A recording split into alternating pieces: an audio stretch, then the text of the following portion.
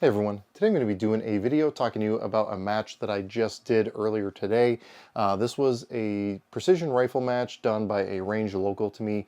Now once a month this range does these precision rifle matches, with each month being a different category of rifle. This month being a precision rimfire rifle. So I have my Bergara B14R. This is the steel version as opposed to the carbon version. This is my first time doing any sort of precision rifle match, and again, this was a fairly informal one, but still had a lot of fun. And I figured precision rimfire would be a really good way to get my feet wet with this, kind of figure out what's going on, what these matches are like, so I can go a little bit more informed to my next one. And honestly, I had a ton of fun. It was a pretty small group of us today, only 4 shooters, but everyone was super chill. We had a really good time. I learned a ton, and I got to test out some equipment in ways that I would not have otherwise been able to do that. So first, let me go ahead, run over the setup. If you want, you can skip to the time code below to just start seeing the match footage. But with that being said, let's go ahead and jump in. So as I already mentioned, this is the Bergara B14R. So very similar to my 6.5 Creedmoor. Bergara uses AICS size magazines, just with the 22 long rifle. So it's a very, very similar feel and operation to my actual 6.5 Creedmoor rifle. On top, it's got one of the Blackhound optics. This is the, I believe, the Evolve 3-18. It was something that I was able to get from them that was a close facsimile to the scope, again, on my 6.5 Creedmoor, just so I could have a good training rifle to approximate that, where it's 10 cents a shot instead of, you know, $2 a shot. Up front, I was running a Harris Bipod.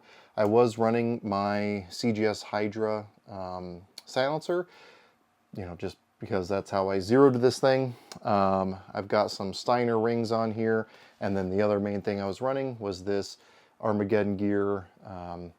This is like the Match Saver Micro waxed canvas or something like that. I'll put the exact model of that on the screen in case you're interested in that. And I was using that as my front bag when I was shooting off barricades, and my rear bag when I was shooting off the bipod. Now, this match consisted of 5 stages. The first one being a slow fire USBR style 25 round target. So we'll go ahead and just start with that. Now, this is the only stage where I don't have footage from. The time limit was 20 minutes. No one needed the whole 20 minutes. Thank goodness. But basically the way this works, if you're not familiar, or at least the way it worked in this match, because this is my first time doing anything like this, you have these 3 targets at the top. These are unscored, kind of 0 targets. And then you've got 25 circles down here. You take 1 shot at each bullseye. Goal of obviously being the closest to the center of the bullseye, and you score to the closest ring that it's touching. You go through, you total everything up, and that's how you get your score. Again, my first time doing this, I'm really glad. My main thing was not shooting 2 rounds into one of the targets, because that's what I'm more used to doing, but had a final score of 209 on this target. You'll notice if you look at the close-up of this picture, or of this target, my first several were pretty far off to the right. Now, I did start with using this 0 target just to make sure everything was dialed in, and I did confirm my 0 before the match. Everything seemed really nice there, but then as soon as I started shooting the one-shot groups, they were pretty considerably off to the right. Now, the benefit I had is the Blackhound optic, the Blackhound scope that I was using, has a horizontal stadia line that started the perfect amount off to the center of the crosshair reticle, where I was able to use that as my point of aim. It was the perfect offset for these shots. So then I would just use that center stadia line, horizontal stadia line, as my point of aim. It was just easier than trying to dial and hope to get that right, and it worked reasonably well. I came in second of 4 with this. Now, it's also worth mentioning as I talk about my positioning with this, I probably had the most in my favor as far as my rifle setup. I was obviously running a nice rifle. I also probably had the fanciest scope out there, so some of the guys were running second focal plane scopes. So when I talk about how well I did, just put it in context, I had some advantages over the other guys. Everyone there was a really good shooter, so it was just kind of fun hanging out with those guys. But let's go ahead, roll in the footage of the matches, or of the other stages. I'll kind of describe what was going on as we go through each one. Hopefully in future videos, I will have more camera options showing like what's happening at the target, in addition to just the camera on me. Maybe do some POV, maybe do some filming through the scope. We'll see what happens as time goes on. But either way, I had a lot of fun. Let's go ahead and show you the stages.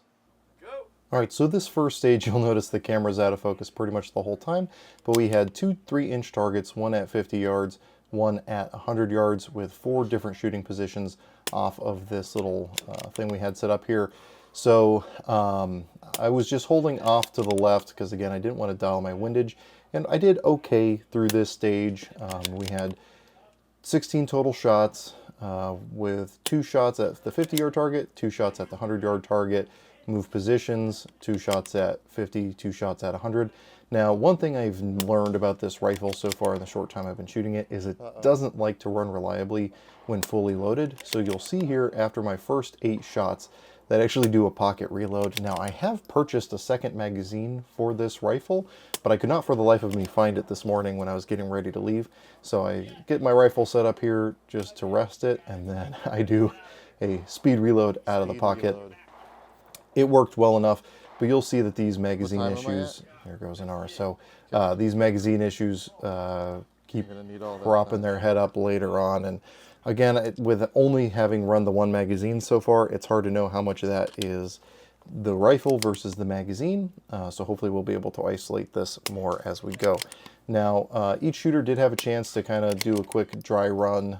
We had a minute before our run to kind of use as we wanted to, set parallax, figure out each position, and so most people took some use of that, just kind of figuring out how they wanted to set up.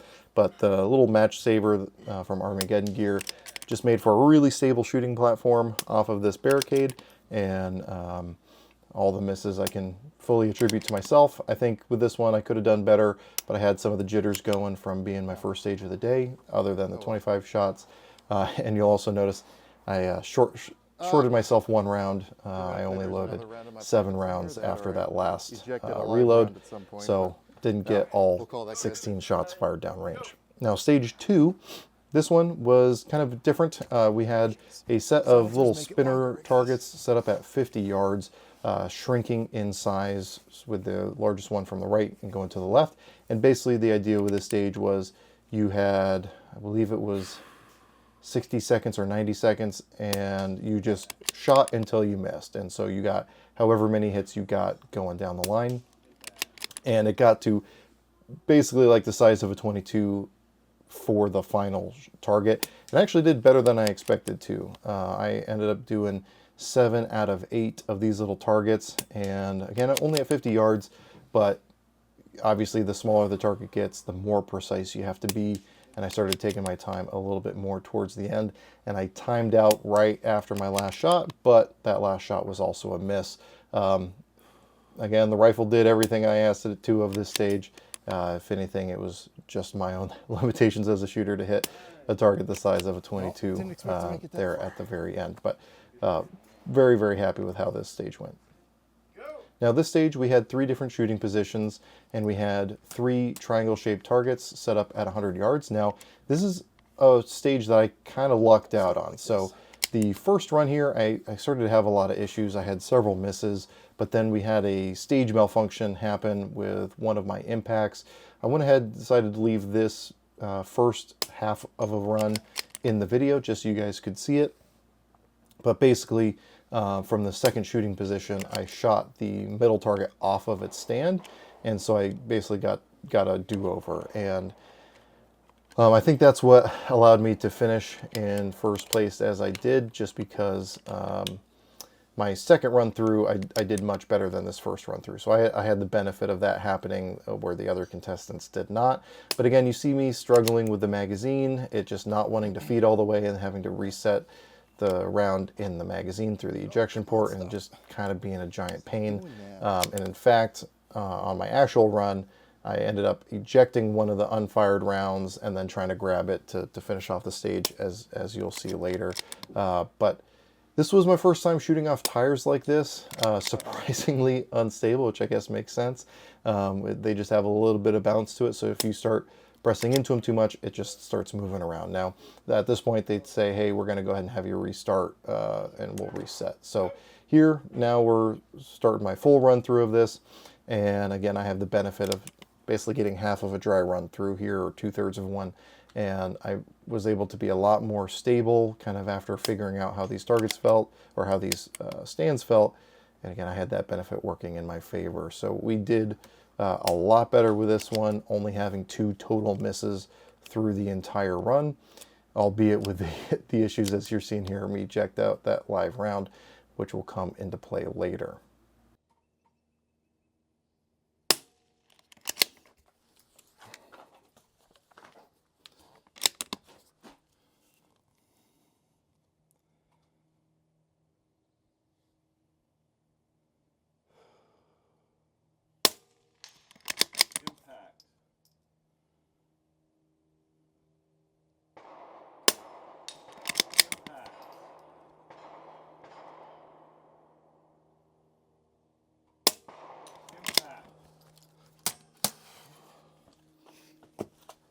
One thing I'll mention at this point, this rifle is actually shockingly heavy.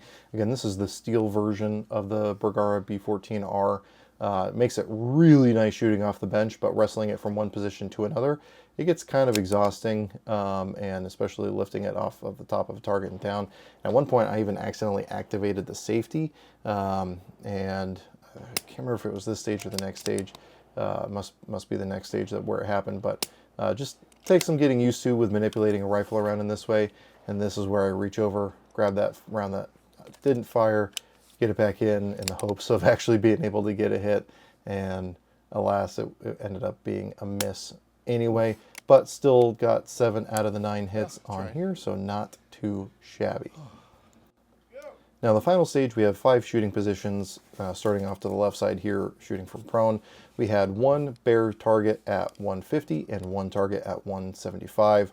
I decided to dial my scope for the 150 target and then just hold 1.5 mils for the 175 yard target. And this ended up working really, really well for me. I was able to transition very quickly from one target to another.